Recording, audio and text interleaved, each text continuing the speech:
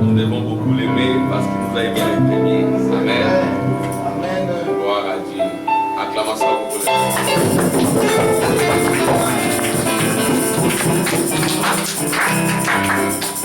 Gloire à Dieu. Amen. Seigneur Jésus, nous t'aimons. Amen. Parce que tu nous as aimé le premier. Amen. Notre prière, c'est que Seigneur, alors que le monde est dans l'agitation, alors que les nations se disloquent, Seigneur, toi tu nous as promis un havre de paix. Et l'havre de paix, c'est toi-même, Jésus-Christ. Ton nom est une tour forte. Amen. Et ton nom, c'est une maison. Amen. C'est la nouvelle Jérusalem, c'est l'épouse. Amen. C'est ta parole, Seigneur, qui est chair de ta chair, os de tes os et sang de ton sang. Oh Seigneur, si nous venons pour que ton sang nous touche, alléluia, pour que ton feu nous brûle. Amen. Et que nous devenions, Seigneur, des buissons ardents, des buissons qui brûlent mais qui ne se consument pas. Alléluia. Mais si encore en nous il y a des choses qui ne sont pas de ta nature, nous te prions, Seigneur, de les brûler. Seigneur, nous sommes nés dans le chaos, conçus dans le péché, dans l'iniquité.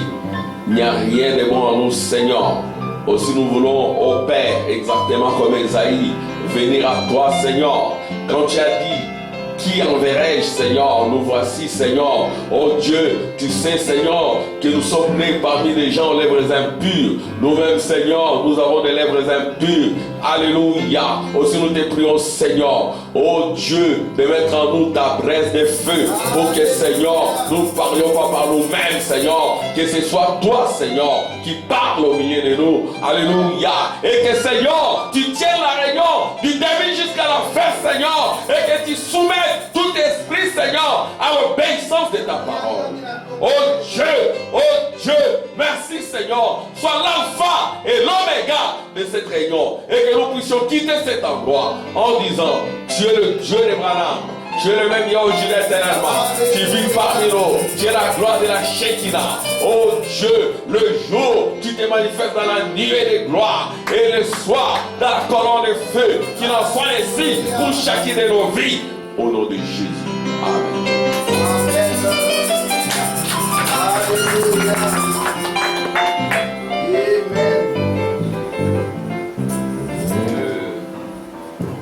Voilà, nous sommes toujours dans notre sujet, le livre de l'aigle de Patmos. Nous allons lire dans Apocalypse chapitre 1er, versets 9, 10. On va lire ensemble. Moi, Jean, votre frère, excusez-moi, ça s'est détaché. On reprend. Moi, Jean, votre frère, et qui est part avec vous à la tribulation et au royaume et à la persévérance en Jésus. J'étais dans l'île appelée Patmos à cause de la parole de Dieu et du témoignage de Jésus. Je fus ravi en esprit au jour du Seigneur, et j'entendis derrière moi une voix forte comme le son d'une trompette, qui disait ce que tu vois, écrivez dans ton livre, et envoie-le aux sept églises à Éphèse, à Smyrne, à Pergame, à Thyatire, à Sardes, à Philadelphie et à Laodicée. Je me tournai pour connaître quelle était la voix qui me parlait. Et après m'être retourné, je vis ces chandeliers d'or, et le fait de ces chandeliers, quelqu'un qui ressemblait à un fils d'homme, vêtu de longue robe, et ayant une ceinture d'or sur la poitrine. Amen. Il ajoute son feu, son onction, ses bénédictions à l'écrit de cette parole, au nom de Jésus. Amen. Amen. Alléluia. Voilà. Donc, nous sommes toujours dans notre sujet, les livres des lettres de Patmos. Et comme Frère Branham, je le disais dans la vision de Patmos, Frère Branham dit, quand il avait prêché sur Job, et il avait commencé l'automne d'une année, et l'automne de l'année suivante, il était toujours sur Job. Et puis, c'est le Seigneur qui le maintenait là-dessus jusqu'à ce qu'il en arrive au point où Job avait attendu des tonnerres et des grondements. Amen. Donc, nous devons par moments insister sur certaines choses jusqu'à ce que chacun attende sa voix. Amen. Et quand nous avons parlé du livre, nous avons dit que ce livre, ce n'est pas comme tel un livre d'imprimerie, quoique vous pouvez vous-même prendre le papier d'imprimerie, écrire l'histoire de votre vie. Si vous êtes l'écrivain de votre propre vie, vous pouvez écrire une autobiographie, comme on dit.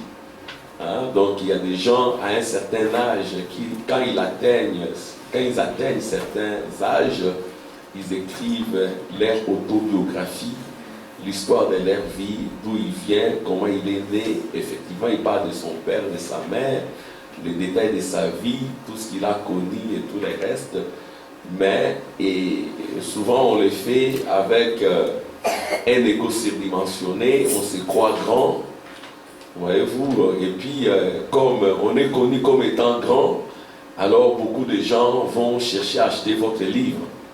Et ça se vend, et comme tout tourne autour de l'argent, vous faites encore beaucoup d'argent. Vous voyez, surtout les grands politiciens, ils écrivent leurs autobiographies. Hein, vous avez des grands présidents à la veille de leur décès, ou quand ils arrivent à l'hiver de leur vie, comme on dit, alors ils se mettent à écrire leur vie et tout, et puis ils les vendent. Ça s'écrit, mais nous ne sommes pas des commerçants, et nous avons une vie qui ne peut être bien écrite que par le doigt de Dieu. Amen. Si Dieu peut écrire notre propre vie, alors c'est une vie qui ne s'éteindra jamais, c'est une vie qui ne s'effacera jamais, parce que quand Dieu écrit, personne ne peut effacer. Amen. Et ici alors, quand on dit le livre, ce n'est pas un livre d'imprimerie, c'est notre propre vie. Il est question de deux vies. Il y a la vie physique ou naturelle, il y a aussi la vie spirituelle. Et la vie spirituelle, comme nous avions eu à le dire, ça relève de la nouvelle naissance. Voyez-vous, c'est quand nous naissons que notre vie spirituelle commence, n'est-ce pas, à être écrite. C'est quand nous naissons spirituellement que nous avons une nouvelle vie. Et nous devenons des gens doubles. Amen. Il y a une vie charnelle, un livre charnel qui sera effacé. Et puis il y a un livre spirituel qui ne sera jamais effacé. Il y a un nom. Le nom, c'est une nature. Amen. Le nom étant une nature, il y a une nature qui sera effacée. Il y a aussi une nature qui ne peut être effacée parce que c'est la nature divine. C'est ce que nous disons toujours, que quand nous naissons de nouveau, nous devenons des êtres doubles. L'un de la terre pour mourir. Ceci revient à dire que la vie charnelle ici, la vie charnelle, c'est une vie chaotique. C'est une vie de péché. C'est une vie de souillure. C'est une vie de corruption. Amen. Amen. Notre vie charnelle, comme nous l'avions suivi le vendredi, c'est une vie chaotique. Amen. Et c'est une vie qui n'aura jamais de repos. Il y aura toujours des chagrins, il y aura toujours des douleurs, il y aura toujours des problèmes. Parce que nous sommes nés dans le péché, conçus dans l'iniquité. Et quand nous naissons sur la terre, nous entrons dans une épreuve, nous sortons de cette épreuve, nous disons gloire à Dieu. Encore faut-il que Dieu soit en nous pour qu'à l'issue d'une épreuve, nous puissions dire gloire à Dieu. Amen. La vie sur terre, c'est une vie chaotique. C'est vrai. Amen. Nous ne pouvons pas envier notre vie. la vie sur terre, que nous ayons l'argent ou que nous n'en ayons pas, que nous ayons de belles maisons, de belles voitures, c'est le chaos, c'est l'échec. Amen. Amen. La vie sur terre, c'est un échec. Il n'y a point de réussite dans la vie charnelle. Pourquoi? Parce que quoi que tu aies fait sur la terre, la mort t'attend. C'est vrai. Oh, C'est ainsi dit le Seigneur. Tu es poussière, tu retourneras à la poussière. c'est vrai. Même si tu as des banques, des comptes remplis dans des banques, la mort t'attend. Et l'argent qui est dans tes comptes bancaires ne te permettra pas d'acheter le billet pour traverser le Jourdain qui est la mort. Alléluia. Amen.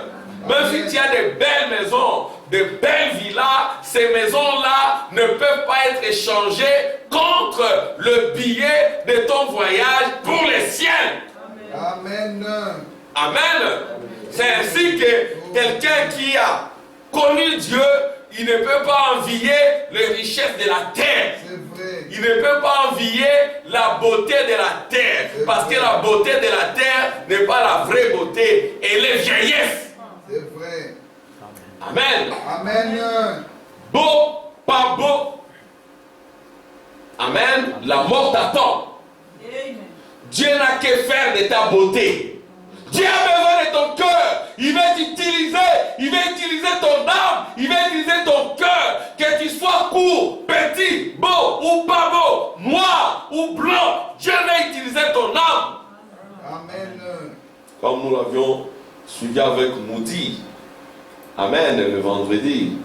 Dans la faiblesse parfaite. Dans la force, par la force parfaite. Amen. Il faut d'abord reconnaître tes faiblesses. Reconnaître que tu es un chaos. C'est à ce moment-là que Dieu peut t'utiliser. Alléluia. Si tu te considères comme n'étant rien, alors Dieu pourra t'utiliser. Si tu te crois quelque chose, tu te crois grand, Dieu ne va jamais t'utiliser.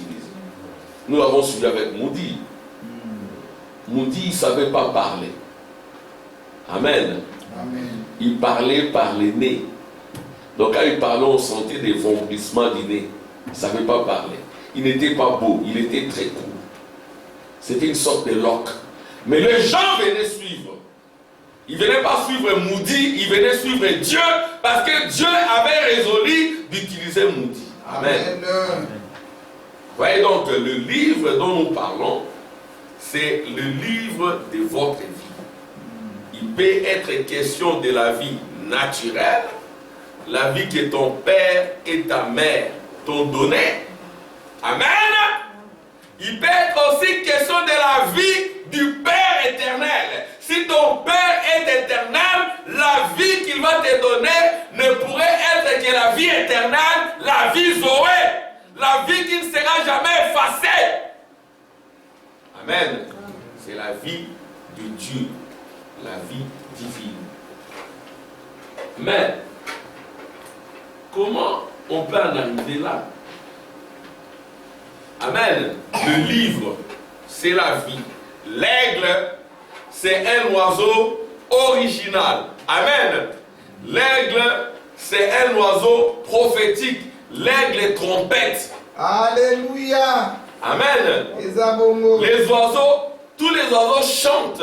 Mais quand il est question de l'aigle, il trompette. Alléluia. Le livre de l'aigle de Patmos, il est question ici de la vie, amen, d'un aigle, d'un fils de Dieu. Amen. Amen. Et l'aigle dont il est question ici, c'est un prophète. Tout enfant de Dieu, il est prophétique. Parce que notre Dieu est prophétique. Amen. Votre vie est prophétique. Le ministère du temps de la fin, c'est un ministère prophétique. Amen. Ceci vient dire que vous devez connaître toutes choses quand vous êtes prophétique.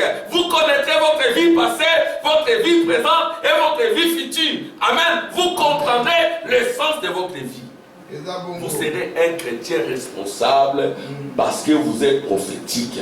Alléluia. Vous êtes prophétique parce que Dieu vous parle. Dès le bas âge, Dieu vous parle. Vous savez capter la voix de Dieu. Amen. Amen. Les dons et les appels sont sans aucune repentance. Amen. Dieu peut vous parler alors que vous êtes encore un petit garçon. Peut-être vous ne comprendrez pas ou vous ne comprenez pas. Après un certain temps, vous pouvez, quand vous êtes en communion parfaite avec Dieu, vous comprendrez le sens de votre vie. Amen. Amen. Vous comprendrez les événements passés. Pourquoi ceci est arrivé dans ma vie? Pourquoi ceci? Pourquoi ma vie, elle est toujours comme ceci? Seigneur, j'ai compris le pourquoi. Amen. Frère, maintenant, on va prêcher un message intitulé Pourquoi? Amen. Nous aurons des réponses à certaines de nos préoccupations si nous sommes unis à notre Dieu. Amen. Nous comprendrons le sens de notre vie. Souvent, nous ne comprenons pas le sens de notre vie parce que nous ne sommes pas en communion avec Dieu. Amen. Nous devons souvent entrer en communion. Et nous avons une vie charnelle, nous avons des responsabilités, mais ces responsabilités n'auront de sens que si nous sommes en communion avec Dieu. Amen. Alors, j'aimerais quand même lire ici. Oui, dans le livre de l'aigle de Patmos, le livre c'est votre vie charnelle ou votre vie spirituelle. Amen. Et l'aigle, c'est un oiseau original. Là où se trouvent les corps, là s'assembleront les aigles. L'aigle est prophétique. Amen. Et un enfant de Dieu, il est prophétique. L'aigle, il renouvelle même, il peut renouveler, n'est-ce pas, sa jeunesse.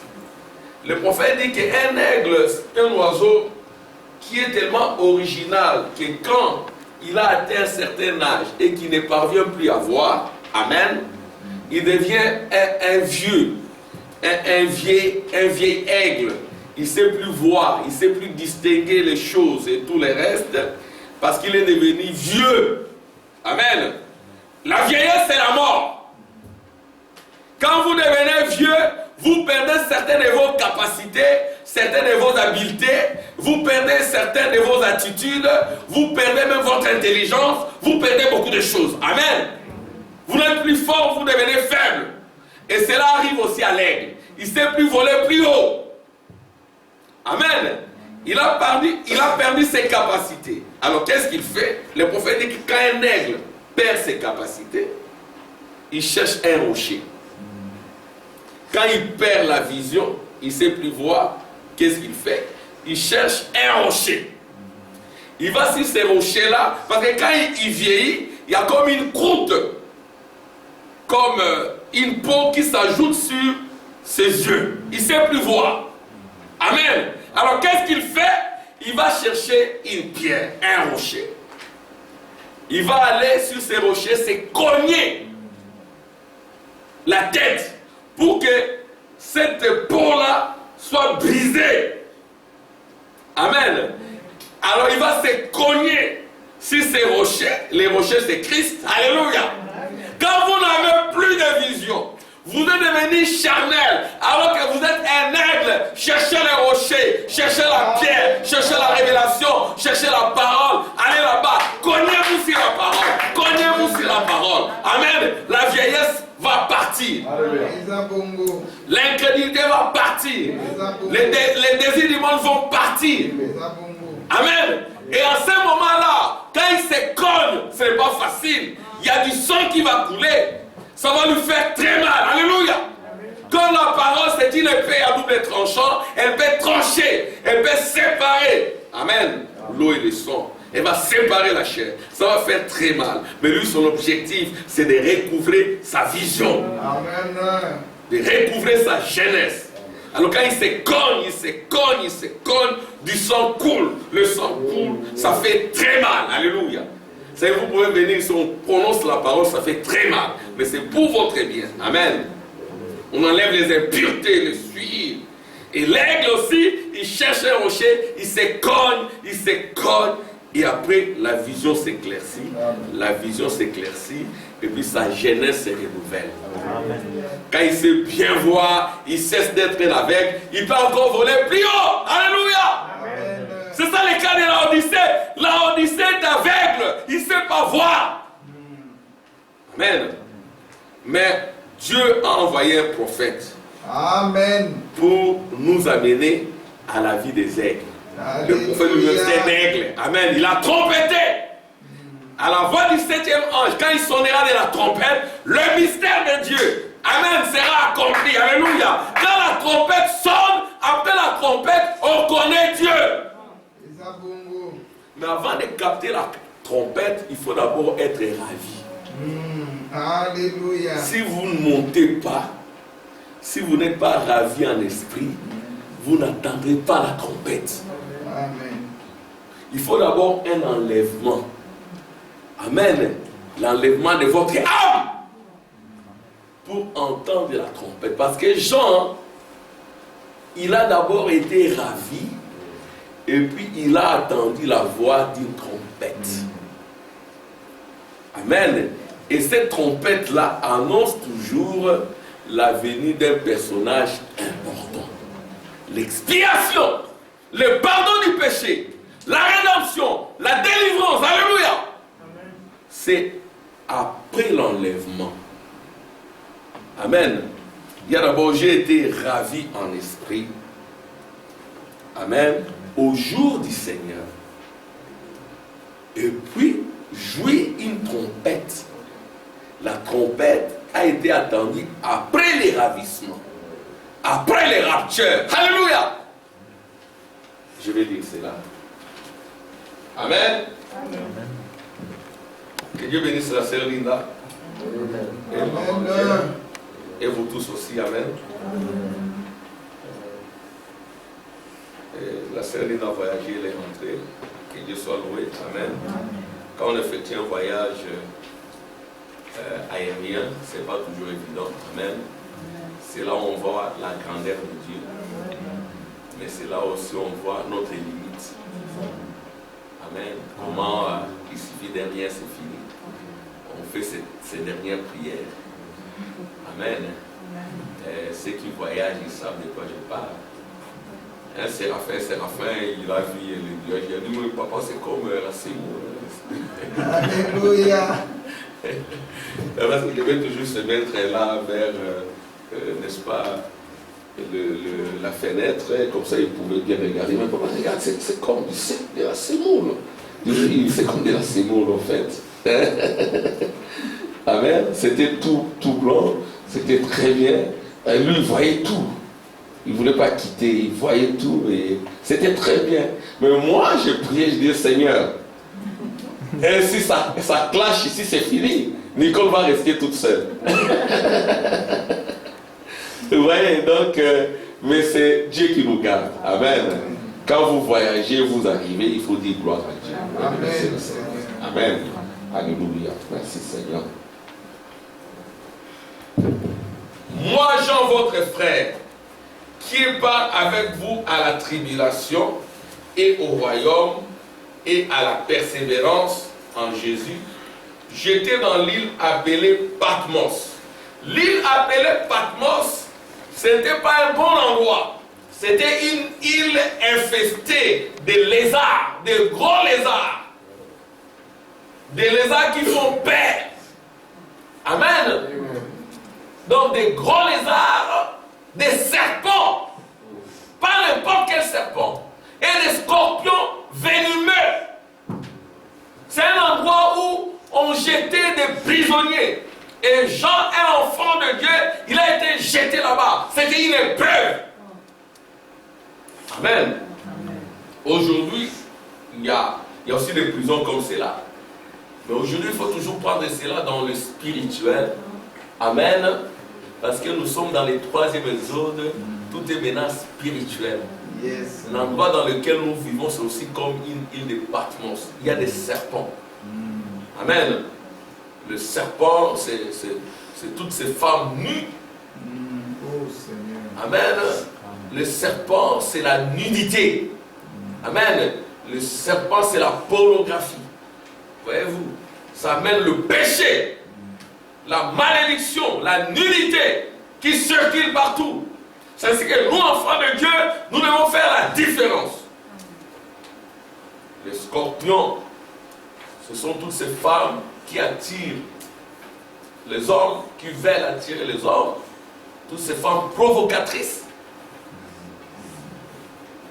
Et ces hommes-là qui n'ont pas le Saint-Esprit, qui passent leur vie à convoiter les femmes.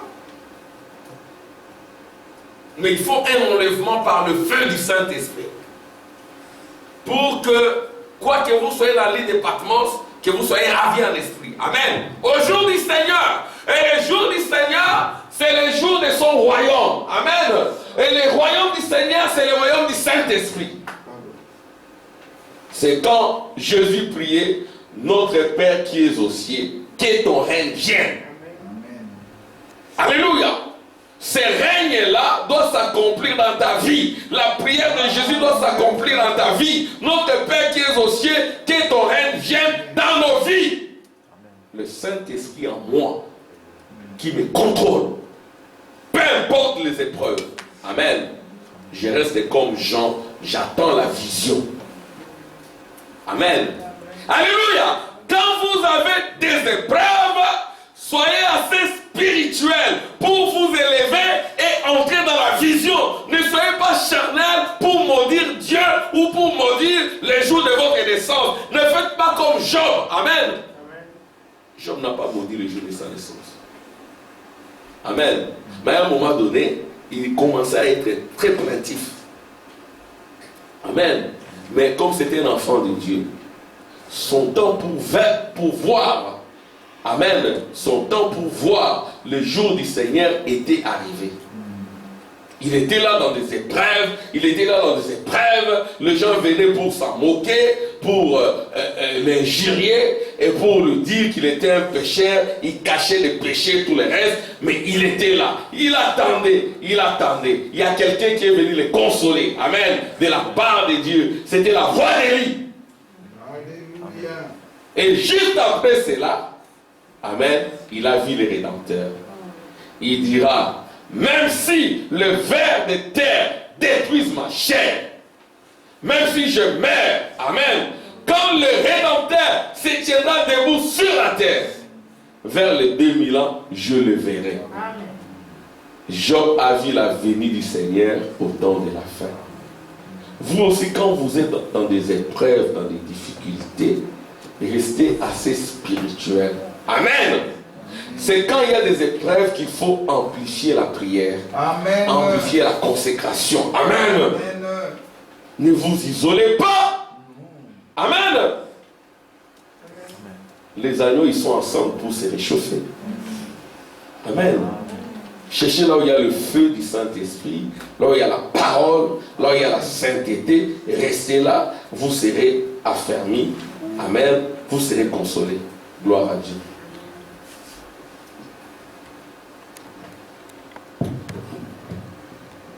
Oui.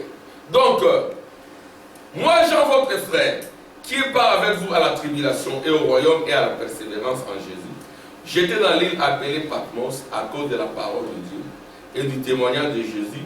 Je fus ravi en esprit au jour du Seigneur. Et j'entendis derrière moi une voix forte comme le son d'une trompette. Donc, il y a d'abord les ravissements et ensuite il y a la trompette. Beaucoup de gens disent qu'ils ont entendu la trompette de Malachi 4 alors qu'ils n'ont pas été ravis en esprit. C'est ainsi que les résultats sont chaotiques. Amen. En réalité, ils n'ont pas entendu la trompette. Peut-être qu'ils parlent d'une trompette cognitive ou intellectuelle. Ici, nous parlons de la vraie trompette de Dieu. La trompette de la résurrection. Mais quand vous entendez la trompette, il n'y a point de mort pour vous. Amen. La vraie trompette, vous allez réellement voir Dieu après. Parce que Jean, amen, il a été d'abord dans des épreuves. Ensuite, l'onction l'a ravi. Suivez bien les étapes. Épreuve, comme il était spirituel lui-même. Comme c'était un fils de Dieu né de nouveau. Et que l'onction de Dieu était en lui. Le royaume était en lui. Le Saint-Esprit était en lui. La profondeur devait appeler la profondeur. Dans des épreuves, amen, il a été ravi. après les ravissements, il y a la trompette. Il a réellement attendu la trompette. Et puis quand il s'est retourné pour voir la voix qui lui parlait, il a vu le Seigneur. Amen. Ce sont là les étapes. D'abord, il faut qu'il y ait des épreuves. Il y en aura toujours. Chaque fils ou fille qui vient au Seigneur, il doit être tenté, éprouvé, testé. Parce que de l'or doit être éprouvé. C'est ce que Dieu a dit à l'Odyssée. J'aimerais que tu viennes chez moi acheter de l'or éprouvé par le feu. Alléluia. Parce que l'Odyssée quoi être riche. Mais Dieu lui dit, tu es aveugle, misérable, tu ne vois pas. Puisses-tu venir chez moi acheter de l'or éprouvé par le feu.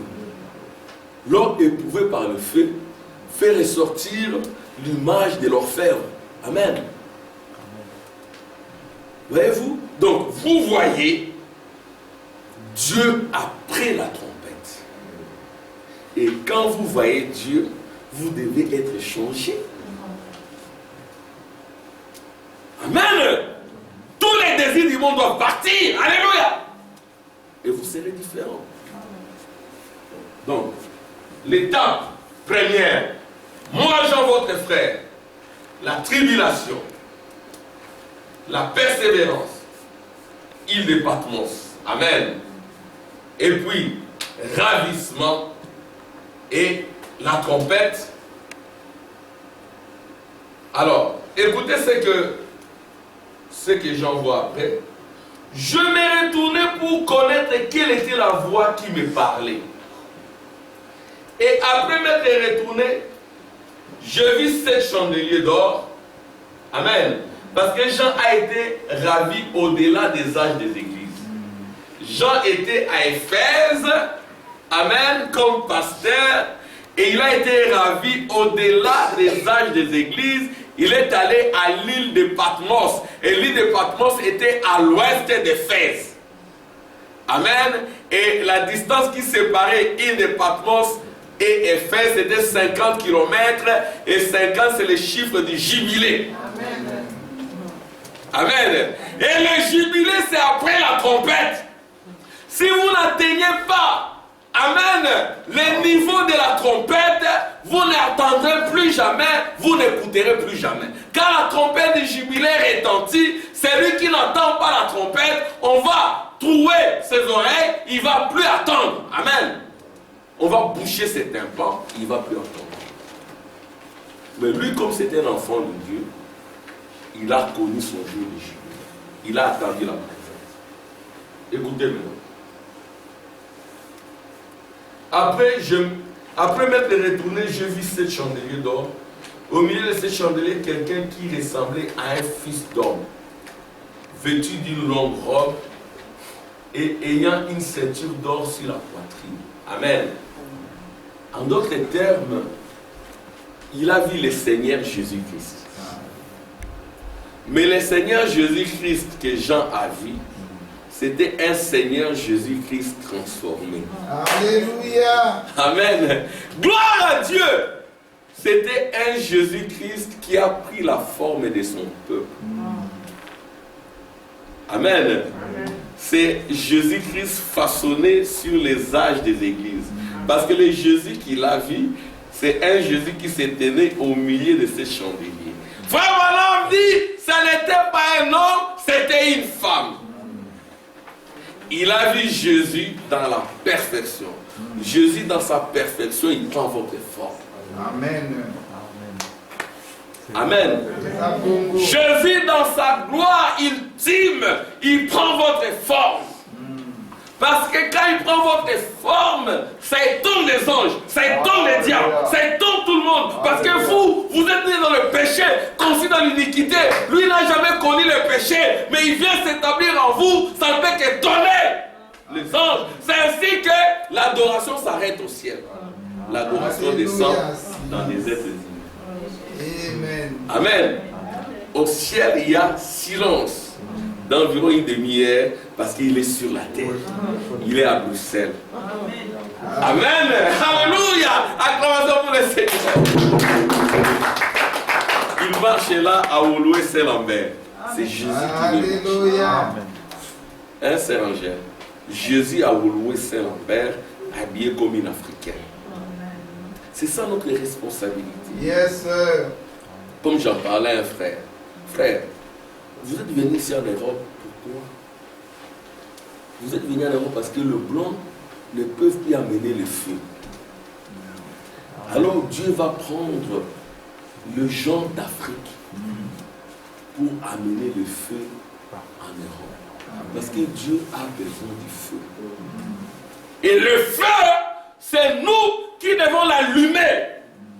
Pour qu'avec le feu de Dieu, ça soit complet. C'est ainsi que nous avons lu la fois passée que Jean lui-même était un feu. Amen. Amen. Votre feu est le feu divin, uni en Belgique, mais ça va faire un grand réveil. Amen. Amen. Donc, le Jésus qui est vu, il a la forme d'une femme. Il n'a plus la forme de l'homme de Galilée. Alléluia! Parce que lui, il connaissait l'homme de Galilée. Il a vécu avec lui. Il s'est couché même sur son ventre, sur sa poitrine. Amen. C'était l'apôtre que Jésus aimait le plus. Amen. Mais là, de l'autre côté, quand Jésus s'est retourné et il a regardé Jean, Jean est tombé comme mort. Il ne pouvait pas supporter cette puissance. Frère Branham aussi, une fois, amen. Amen. Il est allé quelque part pour prier pour son papa, Soulard, qui buvait beaucoup. Est-ce que nous le faisons aussi? Quand vous voyez le péché dans votre famille, la méconduite de vos frères, de vos cousins, de vos oncles, de vos tantes, qui excellent dans l'adultère, dans la confusion, dans le vol, dans des injures, que faisons-nous? Amen. Frère Madame qui écoutait la voix de Dieu, qui avait la voix de Dieu en lui, quand il voyait son papa vivre, il avait pitié de son père. Ça ne devrait pas se limiter là. Il devait aller quelque part dans le champ, s'agenouiller, prier pour son papa, qui s'enivrait beaucoup. Il est en train de prier pour son père, il priait pour son père, et tout d'un coup, il a vu quelqu'un. Alléluia. Amen. Regardant des faces. Il a regardé, il a dit, ah, c'était comme l'image d'Hoffmann. Il a dit, ah, ça doit être Jésus, non? Ça doit être Jésus. Il s'est dit, ah, peut-être je suis dans une vision. Un enfant de Dieu peut aussi entrer dans la vision. Amen. Il dit, peut-être c'est une vision. Oui, c'est une vision. Quand il regarde, il voit que réellement c'était l'homme de Galilée, Jésus. Amen. Il dit, ah, c'est Jésus. Alors, quand il a vu Jésus, il paraissait faible, frêle, mince. Il ne paraissait pas très fort. Mais il se tenait à une certaine dimension. Alléluia. Mais il n'avait pas encore vu Jésus de face comme ça. Parce qu'il le voyait de façade. Il dit, ah, ça doit être Jésus. Que je dise Jésus. Il a dit, Jésus. Quand Jésus l'a regardé, amen. Frère Branham dit, il avait un aspect faible, bien sûr. Mais son allure était telle que s'il avait osé parler, ça aurait été la fin du monde. Alléluia. Et tout d'un coup, frère Branham est tombé en train de pleurer. C'était une grande puissance. Amen. Que voyons-nous? Quelle est aussi notre expérience dans le Seigneur? Il faudra bien que quand vous dormez, vous ne voyez que vos ancêtres, vos oncles qui sont déjà morts, vos tantes et vos neveux qui sont décédés. Quelle est notre vie spirituelle? Est-ce que sommes-nous aussi des vainqueurs de la nuit? Quelle est la qualité de nos songes ou de nos visions? Est-ce que nous sommes des habitués des cauchemars? Je vais lire cela. Amen. Vous verrez que frère Branham en parle. Amen. Amen. Les dons et les appels sont sans repentance. Oui, frère Branham. Oui, la qualité de sa vie. Alléluia. Amen. Il va prier pour son père. Il prie beaucoup pour son père. Et il a réussi à baptiser son père au nom du Seigneur Jésus-Christ. Amen. Sœur Natacha, tu peux entrer. Entrez. Ne reste pas dehors. Voyez-vous, la qualité de notre vie. La vie. La qualité de notre livre. Quand nous sommes endormis et quand nous sommes éveillés. Amen. Si la qualité est mauvaise, il y a lieu de faire comme un vrai aigle. Alléluia. Amen. Cherchez les rochers. Vous cognez la tête sur les rochers. Amen. Amen. Les rochers, c'est Christ. Les rochers, c'est la parole. C'est la révélation. Quand la qualité de votre vie nocturne et diurne n'est pas bonne, diurne c'est journalière. La qualité de votre vie n'est pas bonne journalièrement. Vous passez toute votre vie dans le péché, mais vous êtes un enfant de Dieu. En vous, il y a de l'or. Vous êtes un aigle, mais vivant dans des poulaillers. Il vous faudra attendre la trompette de la mère aigle qui vous cherche depuis très longtemps. Elle vous dit, vous n'êtes pas un poulet, vous n'êtes pas un poussin, vous êtes un aiglon. Tout ce qui est en moi est en vous. Et c'est simplement de battre les ailes, vous atteindrez les hauteurs de la sainteté, de la puissance et de la vision. Amen. C'est ça la trompette qui a retenti au temps de la fin. Mais ne peut attendre cette trompette que celui qui est ravi. C'est ça la première étape. Être dans l'onction, être dans l'esprit. Pas être charnel, être dans l'esprit d'abord. C'est ça la première conditionnalité. Être ravi dans l'esprit, entrer dans l'esprit. Amen. Souvent nous n'attendons pas la trompette de Malachie 4 parce que nous n'entrons pas dans l'esprit. Amen. Amen. Entrons dans l'esprit. Nous allons vivre l'expérience de Jean. Jean dans l'île de Patmos, entouré de scorpions, de serpents, des lézards. On l'avait mis là-bas pour qu'il meure. On l'avait mis dans une cuve d'huile chauffée à blanc. Mais il n'est pas mort parce qu'il était le feu. Et ils ont dit que voilà, il a ensorcelé le fils d'un sorcier. Il n'a pas piqué une crise d'AVC parce qu'on l'a taxé de sorcier. Il était l'homme le plus heureux, le plus joyeux parce qu'il était rempli de l'onction. Il n'avait pas un compte bancaire. Il n'avait pas de maison. Il n'était même pas marié. Amen. Il n'était même pas marié. Parce qu'il y en a qui pensent que c'est le mariage qui apporte la paix. Le vrai mariage qui apporte la paix, je veux que tout le monde se marie. Mais selon le Seigneur, le vrai mariage qui apporte la paix, c'est ton mariage avec Jésus. Amen. Amen.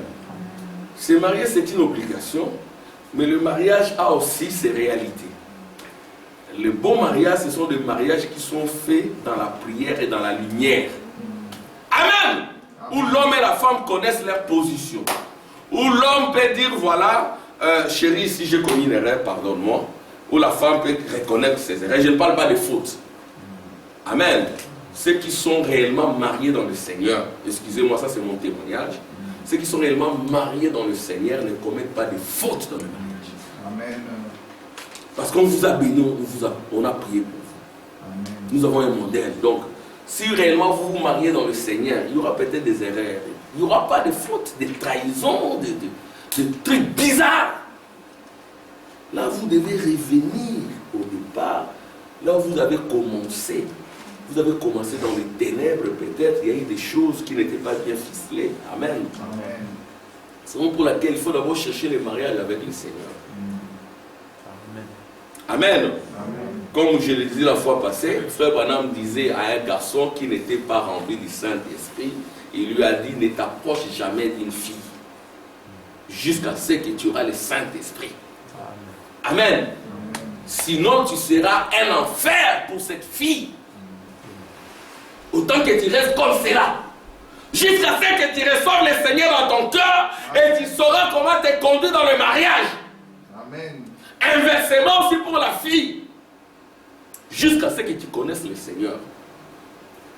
Si tu ne connais pas encore le Seigneur, mais ça ne va pas marcher. selon le Seigneur. Ça sera un mariage selon le monde. Hein? Chérie, demain j'irai en vacances. Hein. On va ensemble. Non, toi tu restes, je vais aller avec mes copains du boulot. Tu restes là, tu gardes les enfants.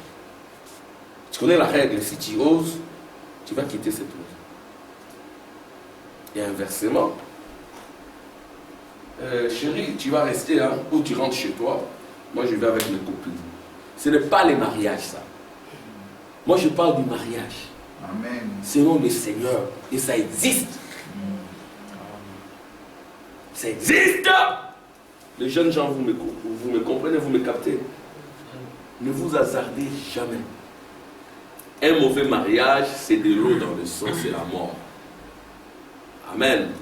Vous allez même regretter vos temps passés. Amen. Donc, la trompette, c'est pour ceux qui sont enlevés par le Saint-Esprit. Vous attendez la trompette, alors vous voyez le Seigneur vient s'établir en vous. Vous les connaissez. Amen. Parce qu'il vit en vous. Et vous l'attendez, vous parlez. Amen. Gloire à Dieu. Bon, je vais lire quelques citations.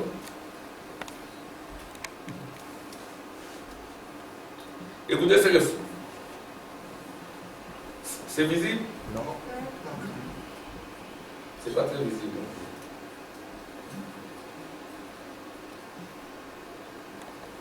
Ça, c'est visible?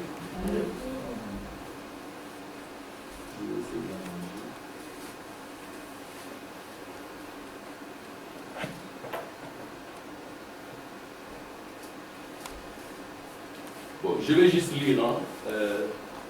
Il y a eu un petit souci ici. Je vais juste lire, même si ce n'est pas visible. Bon, écoutez ce que dit le prophète. Frère Samuel, si tu es éteigné, ça ne se verra pas. C'est trop fou. Bon, ça va, je vais juste lire. Mais le reste. Écoutez ce que dit le prophète. L'ordre de l'église de 1958, page 11.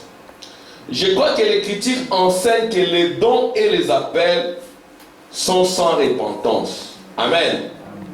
Que quand nous naissons dans ce monde, nous y sommes envoyés dans un but qui est le but de Dieu. Quand vous êtes venus sur la terre, vous êtes venus pour un but. Chacun a un but. Dieu sait pourquoi il vous a placé. Dieu sait pourquoi vous êtes nés au Congo, au Cameroun. Dieu sait qu'à tel âge, vous devriez quitter le Congo pour venir ici en Europe et précisément en Belgique. Vous les enfants qui êtes nés ici, Dieu sait que vous devriez naître ici. Amen. Il y a un but. Ce n'est pas simplement pour manger, pour bien s'habiller. Non. Si c'est pour manger, pour bien habiller, pour bien s'habiller, ça c'est pas l'objectif de Dieu. C'est vrai, Dieu veut que tu t'habilles bien, que tu manges et tout. Mais ce n'est pas cela l'objectif. L'objectif, c'est son royaume. Amen. Amen. Et le royaume de Dieu ne consiste pas dans le manger, dans le boire. Le royaume de Dieu consiste en la parole de Dieu. Amen. Amen. Donc votre objectif sur la terre, c'est de rencontrer Dieu. Parce que Dieu apporte la paix. Aussi longtemps que vous n'aurez pas rencontré Dieu, vous n'aurez jamais de paix. Amen. Il y aura toujours des épreuves sur la terre. Nous n'avons pas tout ce dont nous avons besoin. Nous aurons toujours du chagrin, des soucis. Mais notre paix, c'est quand nous sommes attachés à Jésus. Jésus qui est mort à la croix. Il a été l'homme le plus meurtri, l'homme le plus injurié, mais l'homme le plus victorieux. Parce qu'il a vaincu la mort et le séjour des morts. Alléluia. Et quand vous êtes attaché à lui, vous allez vaincre vos épreuves. Vous aurez la paix en dépit des difficultés. Alléluia.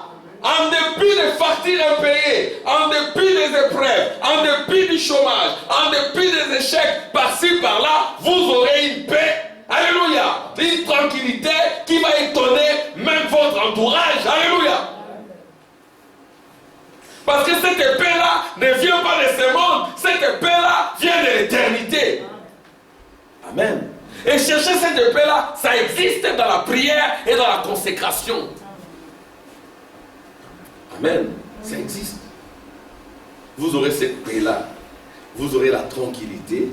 La voix vous dira, tenez-vous tranquille, sachez que je suis Dieu. La voix là va vous montrer les anciennes épreuves. Ce que vous avez connu dans le passé, d'où vous venez. Comment Dieu vous a épargné les difficultés. Le même Dieu là qui vous a épargné les difficultés hier, il peut les faire aujourd'hui. Il veut simplement que vous croyez en lui, que vous ayez confiance en lui, que vous le serviez. Alléluia. Que vous invoquiez son nom. Amen. Que vous ne disiez pas toujours l'argent, la facture, les ceci, les cela, mais que vous disiez Jésus, tu es mon sauveur, tu es mon rédempteur, je t'aime. Alléluia. Amen. Les gens ne le disent plus. En lieu et place du nom de Jésus, c'est d'autres noms. Et ces autres noms-là apportent des démons, des tourments et des tribulations. Les gens sont en train de descendre dans un enfer sans fond. Et l'abîme sans fond. Amen. Allez. Je vais lire. Donc, qui est dans un but qui est le but de Dieu. Et qu'avant même que nous ne devenions adultes, alors que nous n'étions encore que des enfants, les dons que nous avons reçus de Dieu étaient déjà en nous. Et les remplissage du Saint-Esprit met seulement ces dons en action. Chacun de nous a un don. C'est le remplissage du Saint-Esprit qui va mettre ces dons en action. Et le diable n'aimera pas que vous soyez remplis du Saint-Esprit. Peut-être vous le serez en retard. Si vous êtes remplis du Saint-Esprit, les dons en vous vont se manifester. Les dons de prier. Amen. Les dons de prophétie. Alléluia. Les dons d'amour. Amen. Vous allez aimer les gens. Vous allez aimer même vos ennemis. Amen. Amen. Tous ces dons-là, Dieu va les placer en vous. Mais les remplissage du Saint-Esprit va manifester ces dons. Amen.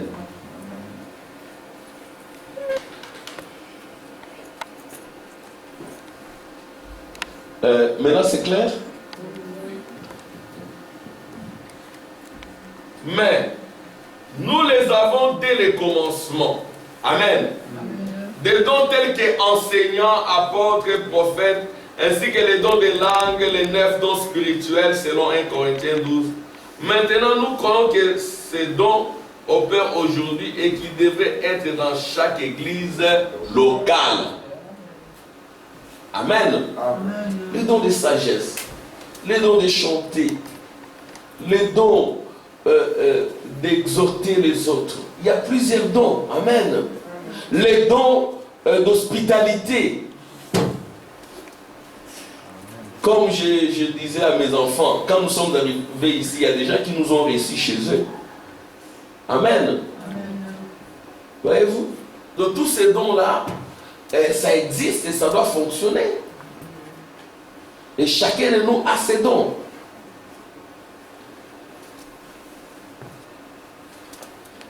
Nous croyons que le Saint-Esprit, c'est le fait de mettre le même vase en service. Que le Saint-Esprit n'est pas une autre étape de la grâce, mais que c'est davantage de la même grâce qui remplit les croyants, au point que les signes et les prodiges tels que les dons apostoliques dont il est question dans 1 Corinthiens 12 se manifestent au travers de ces croyants lorsque le Saint-Esprit entre pour utiliser ces dons. Amen. Donc les signes et les prodiges vont nous accompagner. Alléluia. Amen. Nous en avons besoin. Si simplement nous pouvons être remplis du Saint-Esprit, les dons que Dieu a placés en nous vont se manifester. Et si nous sommes 15-20, nous serons un groupe puissant. Alléluia. Les apôtres, ils n'étaient pas nommés dans la chambre haute d'un commun accord. Alléluia. Le Saint-Esprit est descendu, ils ont bougé le monde entier. Au Branham Tabernacle, c'était pareil. Amen. Et frère Branham parle des mains noires. Amen. Frère Branham dit que les noirs feront encore davantage, plus que le blanc. Lui-même, c'est un blanc qui parle. Il dit, vous les noirs, vous ferez plus que nous. Mais les noirs, quand il vient en Europe, il est distrait par le bien de la terre. Amen. Mais ici, on nous présente Jean qui avait un don. Amen. Jean avait un don. C'est ainsi que quand on l'a pris, on l'a mis dans une cuve d'huile chauffée. Il n'est pas mort. C'était un prodige. Même s'il serait mort. Amen. Mais c'était un éternel. Un fils de Dieu. Amen.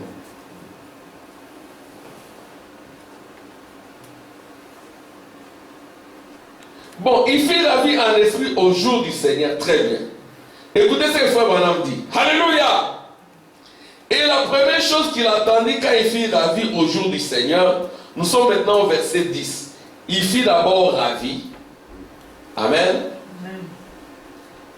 En esprit au jour du Seigneur, il attendit une voix comme le son d'une trompette. Amen. Donc vous voyez, il faut d'abord être ravi, être dans l'onction, chercher l'onction, dans la prière, dans la consécration, entrer dans l'esprit. Alors la voix de Dieu va nous parler. Nous ne le faisons pas souvent.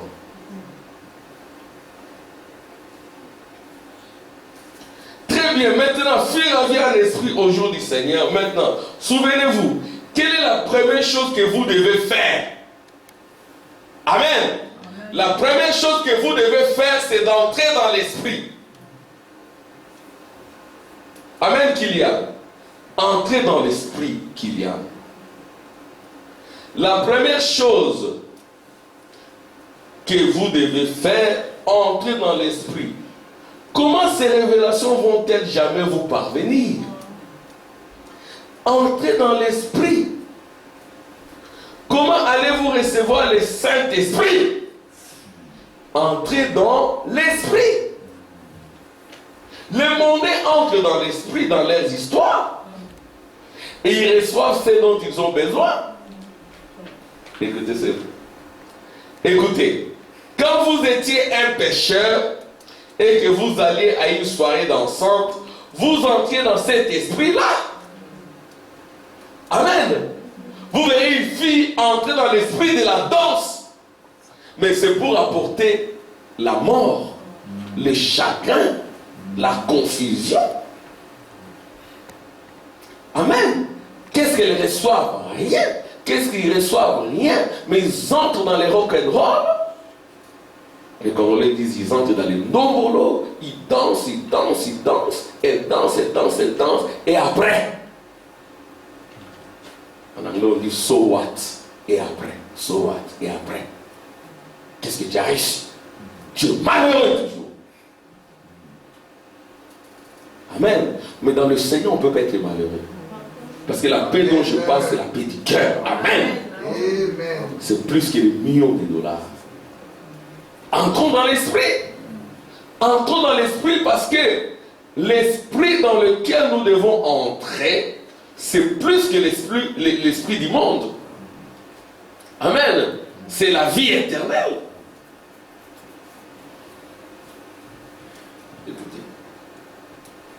Oh là là. Vous vous mettiez à battre les mains, à taper les pieds et à faire du tapage. Vous jetiez votre drapeau à terre, à allier ça et là, vous comportant de façon ridicule. Vous étiez dans cet esprit-là. Il faut voir dans les matchs de football comment les gens s'habillent. Ils sont déjà dans l'expectative. Mais pour recevoir quoi? Parfois ils retournent pleurant. Avec les drapeaux pliés. Amen. Mais notre joie, elle est éternelle. Même après la mort, cette joie va demeurer. Nous parlons des choses qui vont au-delà de la mort. Amen. Des choses éternelles. Amen.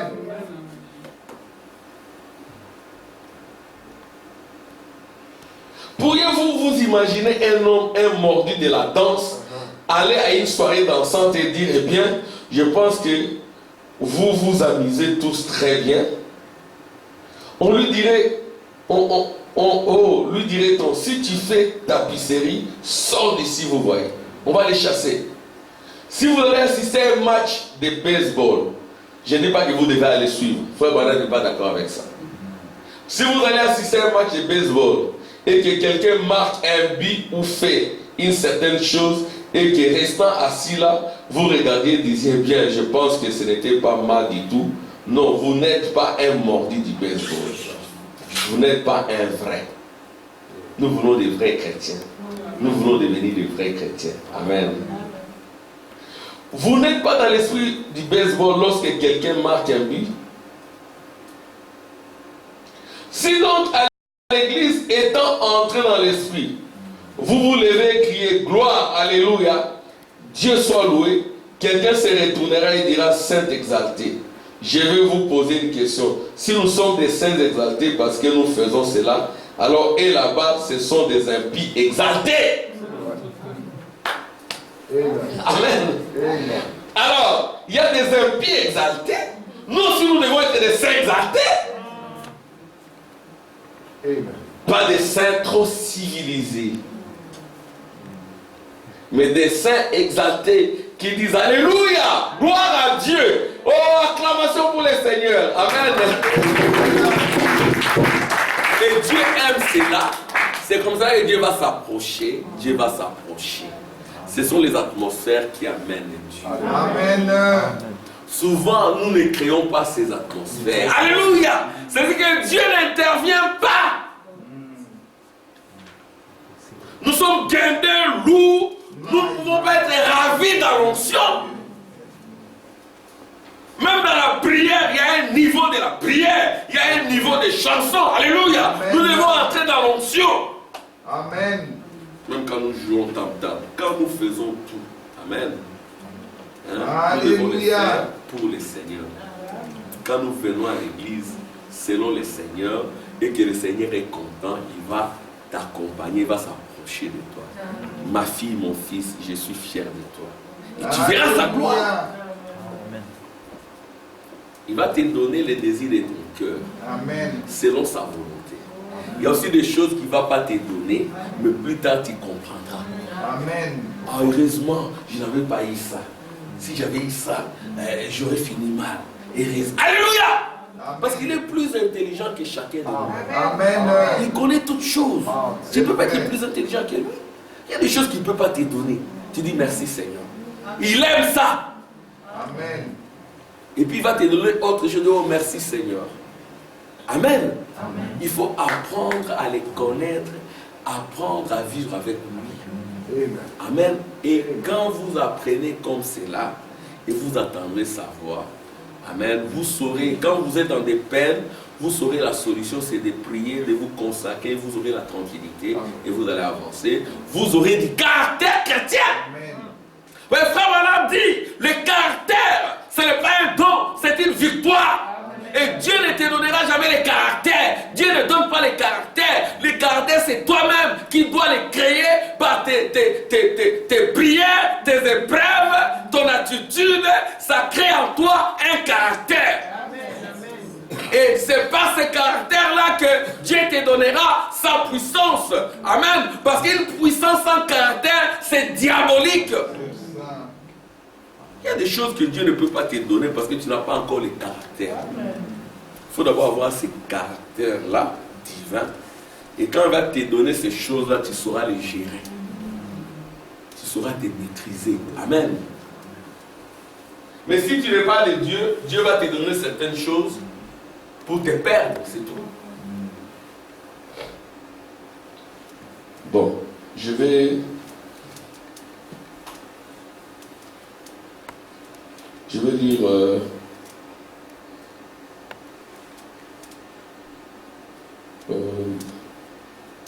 je suis sur le point de terminer. Donc Dieu les transporta, je ne crois donc pas qu'il fût emporté comme Paul jusqu'au 3e ciel. Voyez, donc Paul a été emporté au 3e ciel. C'est la dimension du paradis. Mais lui, Jean, a été transporté dans la dimension du royaume. Amen. Alors, frère Branham aussi a connu cela. Il dit ceci. Très bien, le précieux Saint-Esprit l'a fait il y a quelques semaines. En d'autres termes, j'avais peur de la mort. Frère Branham avait peur de la mort. Et le Saint-Esprit m'enleva et me montra ce que c'était. Vous avez attendu ce témoignage. Amen. Donc Frère Branham était sur son lit. Et tout d'un coup, il a remarqué que son âme était partie. Et il s'est retrouvé en présence des bien-aimés qui étaient déjà partis.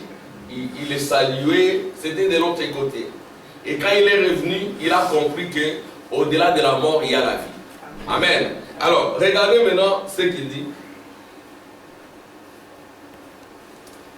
Alors, lorsque je suis revenu, j'ai dit, alors, mort, où est ton aiguillon?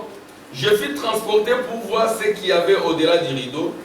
Il m'a permis de revenir vous dire que là, de l'autre côté, nous ne serons pas des fantômes des esprits. Nous serons des hommes et des femmes jeunes, ne mourant jamais. Amen. Alléluia. Parce que de l'autre côté, il y a point de vieillesse. De l'autre côté, alléluia, il n'y a point de maladie. De l'autre côté, il n'y a pas de facture à payer. De l'autre côté, c'est la paix et la joie. Mais cet autre côté vient en toi par le Saint-Esprit. Quand vous recevez le Saint-Esprit, vous commencez déjà à vivre comme de l'autre côté. Parce que vous n'êtes pas simplement cette chair, il y a un homme au-dedans de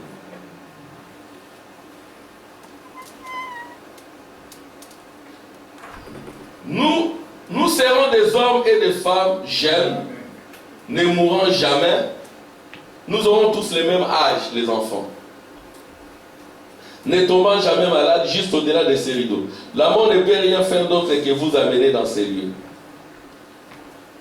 Bon, regardez maintenant ce que le prophète dit dans le temps présent de mon ministère. Il a vécu son temps. Il est mort sur la terre. Il ne peut pas aller dans la présence de Dieu parce qu'il n'est pas apte à y aller sans le sang. Ça, c'est pour les pécheurs. Donc, quand quelqu'un meurt sans le Saint-Esprit, il ne peut pas aller dans la présence de Dieu. Il est coincé et ne peut pas retourner sur la terre. Parce que son temps est terminé ici sur la terre. Il est coincé entre les deux. Il est dans un cauchemar. C'est-à-dire que quand vous mourrez sans le Seigneur, amen, vous êtes dans un cauchemar. Vous ne pouvez pas aller dans la présence du Seigneur. Vous ne pouvez pas non plus retourner sur la terre. Mais un enfant de Dieu ne peut jamais mourir comme cela. Un enfant de Dieu, quand il meurt, c'est dans la paix. Il va dans la présence du Seigneur.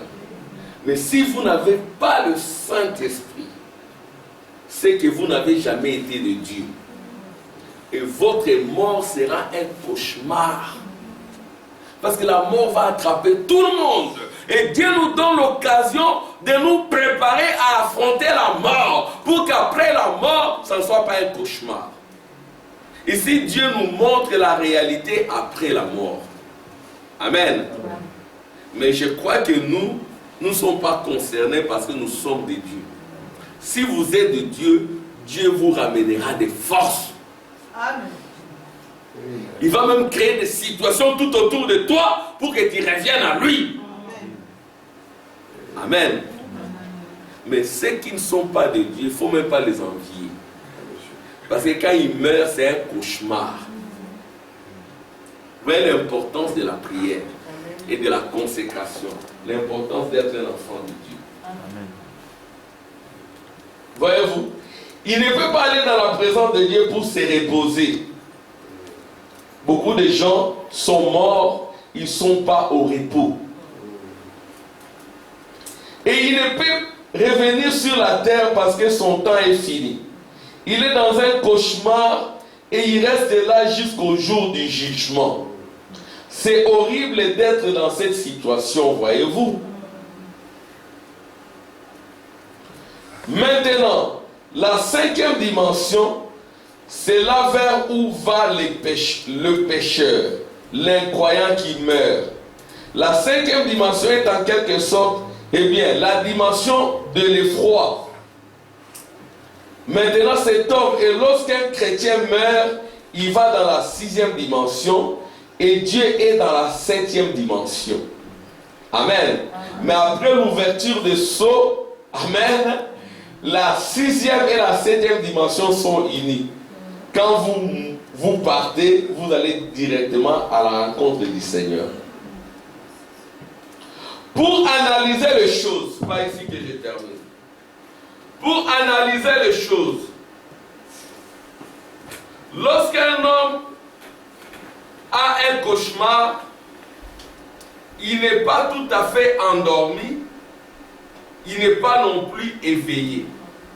Il est entre le sommeil et l'état éveillé. Et c'est cela qui lui donne ces tremblements et ces cris horribles. Parce qu'il n'est ni endormi ni éveillé. Et ne prenant que cela, cela montre où un homme va lorsqu'il meurt inconverti. Amen. Je vais reprendre ça. Amen. Pour analyser la chose, lorsqu'un homme a un cauchemar, il n'est pas tout à fait endormi. Il n'est pas non plus éveillé. Il est entre le sommeil et l'état éveillé. Et c'est cela qui lui donne ces tremblements et ces cris horribles. Normalement, quelqu'un qui a le Saint-Esprit en lui, il ne passe plus par des cauchemars. Il y a des songes qu'un enfant de Dieu ne peut plus voir. Amen. Amen. Il y a des songes qu'un enfant de Dieu ne devrait plus avoir. Si vous avez de tels songes, vous devez encore beaucoup travailler spirituellement. Je sais de quoi je parle. Si vous avez des songes où vous voyez des choses bizarres, vous êtes un enfant de Dieu, revenez, essayez d'augmenter la consécration. Amen. Amen. La Bible dit, il y a des démons qui partent par des jeûnes et des prières. Si vous n'êtes pas fort dans les jeûnes, augmentez la prière et mangez plus. Amen. Il y a aussi des cauchemars qui viennent parce que quelqu'un a beaucoup mangé la nuit. Il a moins prié, il a beaucoup mangé. Hein? Il est comme les Romains. Vous voyez les Romains autour de la table, ils mangeaient beaucoup. Ils mangeaient beaucoup et la prière ne leur signifiait rien. Alors, il y a aussi des gens qui font beaucoup de choses qui s'accrochent à leur âme et qui les pourchassent même dans les sommets. Alors, ils font un grand travail spirituel. Amen. Les noces de l'agneau sont venues, son épouse s'est elle-même préparée. Pourquoi? Parce que Dieu nous a donné tous les matériaux. Amen. Vous dormez, vous voyez des chiens, des serpents, des femmes nues, des hommes nus. Vous devez augmenter la consécration. Amen. Un enfant de Dieu consacré ne voit pas de telles choses. Amen. Ce sont des cauchemars. Amen. C'est-à-dire qu'il faut beaucoup plus nourrir l'âme. Amen. Et l'âme ne se nourrit que de la vraie parole de Dieu. Alléluia. Amen. Il est entre le sommeil et l'état éveillé. Et c'est cela qui lui donne ces tremblements et ces cris horribles. Parce qu'il n'est ni endormi ni éveillé. Et ne prenant que cela, cela montre où un homme va lorsqu'il meurt inconverti. Donc il faut un ravissement. Nous devons entrer dans l'onction. Nous devons entrer dans la présence du Seigneur. La présence du Seigneur est là. C'est nous qui devons maintenant y entrer. Amen. Un véritable enfant de Dieu, il vient lui-même. On ne les force pas. Non. Amen. Le Seigneur se tient là. Amen. Amen. C'est vous maintenant qui devez aller à sa rencontre. Parce que lui, il est déjà descendu. Il est venu. Amen. Alléluia. Il attend que vous fassiez un pas. Il est là. Exactement Isaac était là. Amen. Isaac était là, dans le champ, en train d'attendre Rebecca. Et Rebecca devait venir. Alléluia. Pour venir, elle devait d'abord donner beaucoup d'eau aux chameaux. Amen. Et le messager, la trompette avait retenti. Amen. Oh, je vois que c'est toi. Est-ce que tu peux? Oui, je peux. Je peux donner de l'eau aux chameaux. Elle a donné de l'eau aux chameaux. Elle a donné de l'eau aux chameaux. Et les chameaux, pour leur donner de l'eau, ce n'est pas évident. Et puis, elle a écouté la voix d'Eliezer, du messager. Et puis, elle a accepté d'aller voir un mari qu'elle ne connaissait même pas. Alléluia! Quand le Seigneur vous appelle, vous ne le connaissez pas très bien. Mais vous dites, non, je vois que c'est la voix du Seigneur. Je perdis beaucoup d'années, je n'ai rien reçu. J'ai été dans la boisson, je n'ai rien reçu. J'ai été dans le copinage, je n'ai rien reçu. J'ai été dans les foot, je n'ai rien reçu. Maintenant, la voix du Seigneur m'appelle. Amen. Mais peut-être vous ne maîtrisez pas encore très bien cette voix. Et cette voix, on ne la maîtrisera jamais. Amen. Peut-être vous ne le connaissez pas encore très bien, mais vous y allez quand même. Seigneur, me voici. Amen. Fais de moi ce que tu veux. Le Seigneur aime ça. Je m'abandonne à toi, Seigneur. Il faut lui parler, il entend, il écoute. Amen. Que Dieu vous bénisse. Alléluia.